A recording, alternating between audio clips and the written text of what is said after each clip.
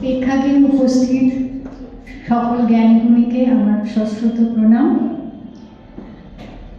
আর নির্বাণকে অসংখ্য ধন্যবাদ যে প্রাক বইমেলা 2026-এ এত সুন্দর একটি প্রচ্ছদ উন্মোচন অনুষ্ঠান করার জন্য এবং আমাকে আহ্বান জানানোর জন্য।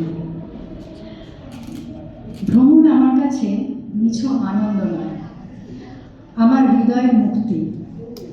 বাল্যকাল থেকে এই একটা নেশাই আমাকে পেয়ে বসেছে। বিশ্ব প্রকৃতিকে দেখার মধ্যে যে একটা অনির্বাণ আনন্দ আছে, তাকে অনুভব করার মধ্যে যে একটা অদৃশ্য আত্মীয়তা আছে, তা যারা ভ্রমণ পিপাসু মানুষ তারাই একমাত্র অনুধাবন করতে পারবেন। এবার আমার গন্তব্য ছিল অরুণাচল। অরুণাচলকে বলা হয় উদিত সূর্যের দেশ, কারণ এখানেই ভারতবর্ষের প্রথম সূর্যোদয় হয়। এর প্রায় 60% বনভূমি। এখানে গেলে আপনারা যেমন বনভূমি দেখতে পাবেন, সেই সঙ্গে সঙ্গে যদি শীতকালে যান তাহলে তার শ্বেত শুভ্র রূপটিকেও দেখতে পাবেন। আমি অবশ্য শীতের সময় মানে ডিসেম্বর মাসের একদম শেষ দিকে সেখানে গিয়েছিলাম। এই গ্রন্থটি শুধুমাত্র একটা বর্ণনাত্মক ভ্রমণ কাহিনী কিন্তু নয়। এর মধ্যে যেমন সাহিত্য রস আছে, সেই সঙ্গে সঙ্গে বেশ কিছু তথ্য ঐতিহাসিক, ভৌগোলিক, সামাজিক এই বিষয়গুলোকেও আমি তুলে ধরার চেষ্টা করেছি। যেমন অনেক বয়স্ক মানুষ আছেন বা ছোট বাচ্চা রয়েছেন যারা শীতের সময় এই ধরনের জায়গায়, যেখানে -20 পর্যন্ত হয়ে যেতে পারে টেম্পারেচার, যেতে ভয় পান। এখানে ভূমিকাতে আমি এমন কিছু কিছু তথ্য দিয়ে রেখেছি যাতে তারা নির্ভয় সেগুলোকে অনুসরণ করে সেখানে ভ্রমণ করতে পারেন। এবং আমি নিজেও অনেক অসুস্থতার মধ্যেও সেখানে গেছি এবং কোনো রকম অসুবিধার সম্মুখীন কিন্তু হইনি।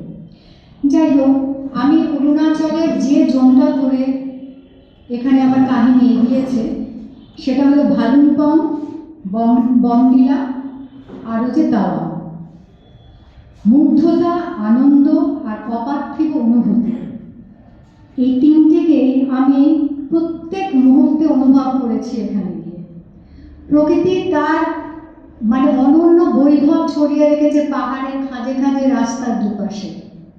আমি সেগুলোতে সমৃদ্ধ হয়েছি এবং আমি মনে করি এটা ভ্রমণের ক্ষেত্রে আমার সবথেকে বড় পাওয়া। আরেকটা বিষয় এই অরুণাচলে গিয়ে আমি লাভ করেছি, সেটা হচ্ছে সেনাবাহিনী ভাই যারা আছেন তাদের কি মর্মান্তিক কষ্টদায়ক জীবনযাত্রা এবং ভারতের প্রতি তাদের দায়িত্ববোধ। সেই জন্য আমি এই গ্রন্থটি তাদের উদ্দেশ্যেই উৎসর্গ করেছি। আমার যাত্রা শুরু হয়েছিল হাওড়া স্টেশন থেকে সরাইঘাট এক্সপ্রেসে। যেটা বলছিলাম যে এর মধ্যে সাহিত্য রস এতটাই আছে, আপনারা যারা পড়বেন যেটা দেখতে পাবেন যে সেই ট্রেনে ওঠার পর যে মজার মজার অভিজ্ঞতা হয়েছিল। একজন বিহারি সে হঠাৎ করে তার একটা টিয়া পাখির খাঁচা, তার মধ্যে ছোলা জল ইত্যাদি নিয়ে একদম আমার সামনে সে এমনভাবে এসে উপস্থিত হলো, কি মজার কাণ্ড হলো সেটাও যেমন আছে। সেই সঙ্গে সঙ্গে এর পাশাপাশি আমাদের একটা ভয়ঙ্কর টেনশন গেছে ওই ট্রেনের মধ্যে, যে আমরা বাড়িতে আমার শাশুড়ি মা 70-এর ওপর বয়স, ওনাকে ফোন করে জানাচ্ছি উনি ফোন ধরছেন না। সে একটা বিশাল ভয়াবহ টেনশন এবং শেষ পর্যন্ত তিনি ছাদে পড়ে গিয়েছিলেন, পড়ে গিয়ে তার নাক কেটে গেছিল, তাকে হসপিটালে নিয়ে যাওয়া হয়েছিল। সেই টেনশনটাও আমরা কিন্তু ট্রেনে বসেতেই অনুভব করেছিলাম, মর্মান্তিক হয়েছিল ব্যাপারটা।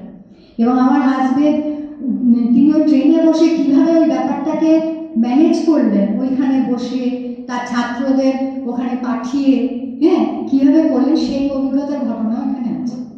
যাই হোক, যেহেতু ভ্রমণ কাহিনী, প্রথমেই আমি যেটা গেছিলাম সেটা হচ্ছে কামাখ্যা মন্দির, 51 সতীপীঠের অন্যতম। অসাধারণ কারুকার্য, এর ইতিহাস, অনেক অজানা তথ্য, এগুলো সব আছে এর মধ্যে। আচ্ছা, এরপর যেটা গেছিলাম সেটা হচ্ছে ব্রহ্মপুত্র নদের তীরে। এর সামনে দাঁড়িয়ে আমি অনুভব করেছিলাম প্রাচীন ভারতবর্ষের ঐতিহাসিক অনুরণন। তিরুপতি বালাজি মন্দিরে গেছিলাম, সেখানে অদ্ভুত আধ্যাত্মিক পরিবেশ, যেটা আমাকে খুব প্রশান্তি দিয়েছিল। মহামুনি বশিষ্ঠের আশ্রমের যে পৌরাণিক যে বিশ্লেষণ, সেটা কিন্তু আমি এই গ্রন্থের মধ্যে রেখেছি। তেমনি আছে এখানকার শেলা ওয়াটারফলস, ভাসমান মেঘের ভেলা, হো অ্যান্ড জামুরি পয়েন্টে এখানে একটা কাঠ আর দড়ি, একটা ঝুলন্ত ব্রিজ আছে, সেইটার মানে অভিজ্ঞতা। আপার মনেস্ট্রি, দিরাং মনেস্ট্রি, এর যে অসাধারণ সৌন্দর্য, এই সব কিছু এই গ্রন্থের মধ্যে আমি লিপিবদ্ধ করেছি।